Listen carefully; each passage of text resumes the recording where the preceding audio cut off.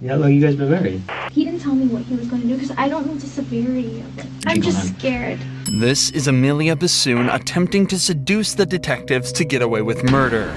Amelia was arrested in connection with the murders of Cindy and Sean Stack. They think she helped her husband cover up the crime, but she will do everything she can to get away with it, including flirting with the detectives. But while this case started in a playful manner, it quickly evolved into one of the most intense interrogations of all time. They're dead.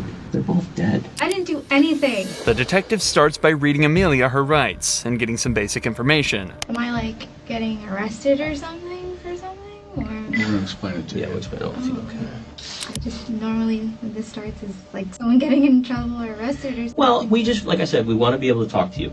Already, it's obvious that Amelia is making her voice high-pitched and speaking in a timid tone of voice.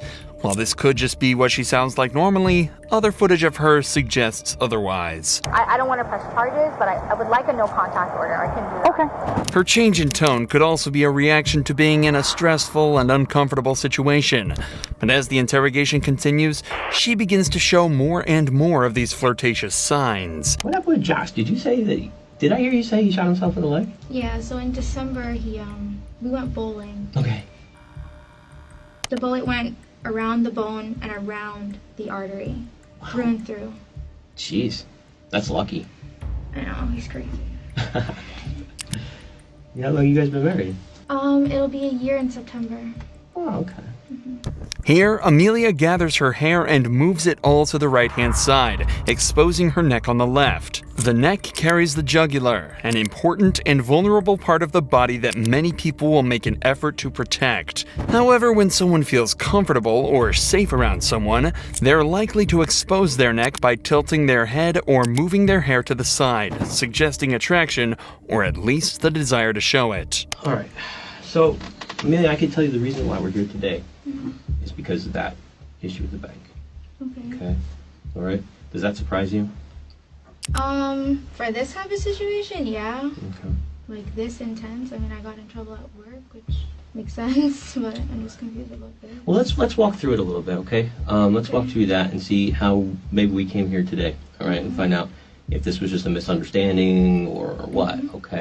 The story ended with Cindy and Sean dead, but started with an equally disgusting crime. Amelia was an employee at Chase Bank and exploited her position to steal $50,000 from a dementia-ridden man. She wrote 2 checks from his account, and her husband Josh deposited them in his accounts. When Cindy and Sean started asking questions, Josh purchased a gun and shot the pair in their own apartment.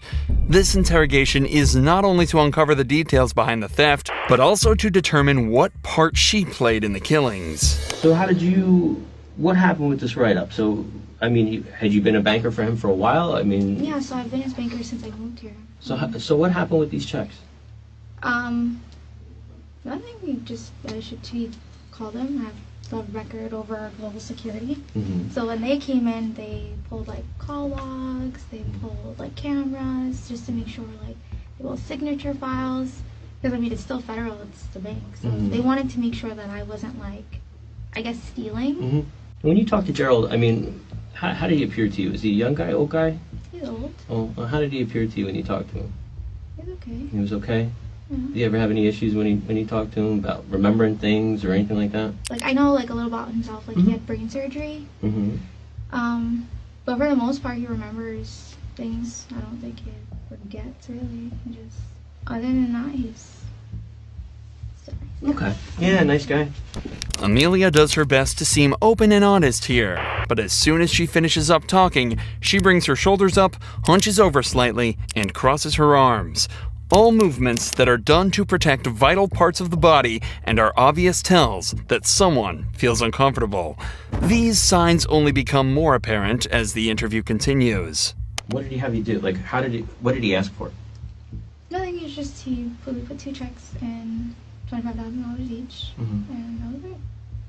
The grandson came, picked him up. And The grandson came and picked him up? it was either the day before or the day after. I opened up an account for him. Oh, so he must have just deposited those checks into the account? I'm guessing. I think your best bet right now is to be completely honest with us, okay? Okay. So let's go on a little bit more, okay? The truth is going to be the best thing right now, okay? This happened in May? My write-up for work in May. Is the account still open? The grandfather? No? Amelia's speech has become much shorter and unclear, and she continues to seem more and more uncomfortable when pressured about Gerald's banking records. Of course, the detective has noticed this and is seeing straight through her original timid and playful demeanor, so he decides to ramp up the pressure. Amelia, listen, okay? At a certain point in time, we have to move past it, all right? He's a nice guy, and I'm sure you really do care about him. I do. Do you see now? But it's not like I don't want to make it. Okay. No. Did you take advantage of that old man? I don't want to say I took advantage of him because he's a really nice guy. Yeah. And Josh, did he ever talk to them? No, he never spoke to them. He doesn't even know who they are. Okay. Would he have been at their house? Him? He doesn't even know where they live. I don't even know where they live. Well, you have access to his account. Yeah, but I haven't. You opened it. Yeah, but I don't remember his address. You talked to Cindy? Possible she gave you their address? Is it going to be in the text messages? No. But you don't remember if she gave you the address or not? She never did. She had no reason to. Is it possible Josh went over there and you didn't know? I mean, how would he know where they live, though? That's not the question I was asking. Is it possible that he went over there? Not that I know, no. So you can't say for sure he did or didn't? I can say no. How To my can you say knowledge. no? Because he doesn't know he doesn't know them. Amelia now decides to change strategies. Instead of her original flirtatious and playful demeanor, she's switched to an innocent and clueless one. At points, she even smiles and laughs while being asked serious questions in an attempt to downplay the intensity and pressure. This is a sign that the facade she's put up is starting to break, and the detective takes this as an opportunity to press her even further. I think you need to start understanding the severity of the situation, right? Because I don't know if you really do. All right, and I think you need to start understanding that how this interview goes and what decisions you make here are going to affect your life for a long, long, long time. I think you think that you had this all planned out, and I think and again, not saying it in a bad way, but this is what we do. Okay, when we make mistakes, we figure things out and go, okay, all right, there's a lot more going on here, all right? And you know whose name is all over this right now? You and Joshua, okay? You need to start thinking real hard and real fast, okay? Who is involved in this and what happened, okay? That's all I know. Okay. Things got out of hand. Okay? This got out of hand. I think what happened was Cindy was asking you for this money back and you didn't have it. And there's some issues there. Okay? Sometimes, again, when we make a mistake, we do something wrong and the ball gets rolling and we can't stop it. You understand what I'm saying? Okay? Listen, you have your whole life ahead of you. I know. You have a 7-year-old son. You have an obligation to him. So whatever happened beyond this, we need to know. Because if you want to keep going with what you're telling us, okay, then we're going to have to go on that, all right? And you have to understand. Yeah. Okay. So somebody did something, we need to know now. Talking about her son obviously strikes a chord with Amelia, and as interrogations are all about exploiting emotions to extract the truth, the detective jumps on this to make her as vulnerable as possible. Did Josh put you up to this? No. Well, this is the stuff we need to know. Listen, if he put you up to it, he put you up to it. That's okay. Again, like Detective Murphy said, I think you're kind of at this crossroads right now, okay? You've got Josh, who you probably love, and he's your husband, okay? But you also have Julian. And you got to picture that little boy. You got to picture not being able to watch him grow up. Think about that for a second. Think about being put somewhere very far away from him, and the only way you're going to have contact with him is through letters. You're going to get pictures in jail, in prison, of your little boy growing up. That's your future. I don't know the severity of what he did. What did he do? But he knows the relationship that I have with Mr. Stack. He knows that. I mean, I would take him food, like. Listen to me. So at a point, he would get upset with me that like I'm too nice, that I can't kind of act with my customers. But he's an old guy. He has no family. But, I mean, I talked to him because he knows my husband. I talked to him. Did Josh say that you kind of were owed this money because you were taking care of this guy? I don't know if he said that, but Something like that? What did he tell you? I don't want to get in trouble. I didn't do anything. Okay. We need to know. Well, then tell us, okay? Tell us. They're both dead. What? Yeah, they're dead. So now we really need to talk. At this point, all of the games that Amelia was playing have gone out the window. Whether she's innocent or not, she's now being accused of aiding a murderer and is faced with losing her job, house, and a 7-year-old son. So, understandably, she's starting to get incredibly scared. I do not want to go to jail. I don't. Like, if I get fired, okay, let me get fired at work, but I don't want to go to jail. I didn't do anything. I didn't plan anything. I didn't conspire anything. I didn't do anything. I don't want to go to jail. From here, the detectives try to capitalize on this, using her vulnerable state to try and extract as much information as possible from her. But Amelia asserts that she's only told the truth throughout the entire interrogation. She didn't know Cindy and Sean were dead, and she had nothing to do with their murders. But here is where the interrogation takes a massive turn. These detectives have now been talking to her for over 2 hours, and they've executed this style of interrogation almost perfectly. But for the last few hours, they've just been going around in circles to no avail. So instead, they leave the room to discuss a new approach.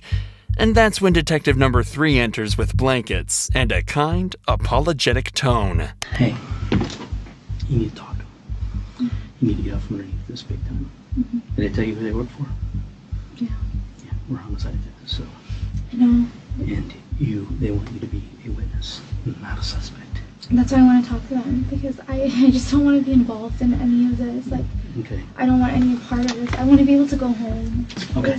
Entering like this after such a stressful experience with the other detectives will set Amelia's mind at ease and subconsciously enforce the idea that he isn't a threat. At the start of the interrogation, Amelia was trying to seduce the detectives in an attempt to get better treatment and hopefully even a lighter sentence. So if the third detective plays into this by treating her kindly and playing her game, maybe he'll have a chance of finding out what really happened. In these cases, you can't lie. You can't, which means holding something back, telling a partial truth, or just flat out lying. That is accessory. You're protecting someone, and I'm telling you right now, you don't need to do that. If you know what happened, tell him. Did he tell you what he did and told you not to say anything? No, he just told me if you say anything, then, like, because, I mean, I'm not stupid. Okay, but eventually he told you what happened. No, he didn't tell me that he killed anybody, or that he was going. But you know that he was going over there. I knew that he was going over there. What day? He told me, he's like, don't worry about what I'm doing. I'll take care of it. Talking about them, though. I'm guessing so, because that's just what he keeps on saying. Your importance is in details, not in vagueness. They told me I'm going to jail regardless. Well, the fraud part may be, but that's nothing. That is nothing compared to these charges for first-degree murder. If I say all of these things, will I get in trouble? If you don't say any of these things, you're definitely going to get in trouble. But this is where I'm scared. If I say these things, like, I didn't do any of this. Put it this way. If you protect him and you don't tell us everything, then you're part of the crime. Amelia is now met with a harsh dilemma. She has to either gamble that the detectives never connect her to the crime and face felony charges herself, or fess up and snitch to the police, likely sending her husband to jail for the rest of his life. This is her last chance to make the right decision, or she'll never see her son again. Can we start over from the beginning then? Yeah, go ahead. So I let her know she wanted to know. She went with her dad to the bank and she looked at the transaction history and she wanted to know what the checks were. So I can't tell her much, and then he's over my shoulder listening to my conversations with her. And he's just like, I'll take care of it. Don't worry about it. He just wasn't having it. He didn't want me to talk to her. He didn't want me to contact her. And who are we talking about, her? The guy's daughter. You know her name? Cindy. She's gonna call her Cindy. And he knew who Cindy was? Only because of the conversations that me and her were having. Okay, go ahead, I'm sorry. The next day he went and he bought a gun. I don't know if it was Tuesday or Wednesday. He called out of work. He said that I'm gonna take care of things. The next day he comes home and he's like banging on the door. This is like where the apartment or the house where we were at today? Yes. Okay. He came banging on the door. When he came home, he took the gun apart. He was shaking. He took all his clothes off. He put it in a garbage bag, and then he went by his mom and dad's house. Okay. When did you become aware that he was involved in the murder? well, I didn't know what happened. I just stopped hearing from her. And then when I said something about, can I call her? He told me no. And then he got really mad at me, and he was like, if you say something, I'm gonna kill you. Okay, he's not going to say that unless he told you about the murder. That's the part that's so when did he tell you about the murder? Sweetie, you got to let this go. You can't, anything you hold back is not going to look good. You've got to just tell it. It hurts, it's scary, I understand that, but not talking is worse for you than talking. It was, Did he describe how, what? He never physically said, like, what he did or if anything was done. Did he say he shot him? Well, I'm guessing he had his gun, so. Don't guess. Did he tell you that he shot him? Yes. He said he shot him. Mm-hmm. And with that, the detectives managed to use Amelia's tactics against her and got her to confess to her own husband's crime. The detectives also stuck to their word and, after confirming she had nothing to do with the murders, dropped the charges against her. She was, however, still charged with the theft and sentenced to 3 years in prison. Josh, however, was found guilty of the first-degree murders of Cindy and Sean Stack and was sentenced to life behind bars.